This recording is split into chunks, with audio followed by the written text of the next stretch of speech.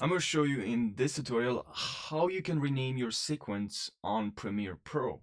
So let's open Premiere Pro, and then here, as we can see, we have a couple of videos, and then we like to move a couple of them to a different in a different sequence. So I'm just going to click on here first, sequence, and then here I can change the sequence settings, but what we want actually just to new, and then we can also press Command N and create a new sequence, and you can name your sequence from here. But I'm going to show you if you already created your sequence and you would like to rename your sequence. But if you create a new one, you can do it from here. You can rename your sequence from here.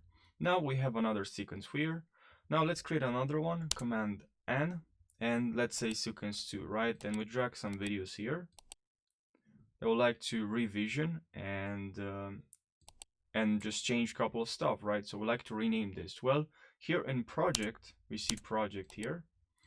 We have all our sequence and also our videos, right? And we see here that this sequence is called sequence 2. So here we have a sequence 2. From here, if you double click, you can rename your sequence.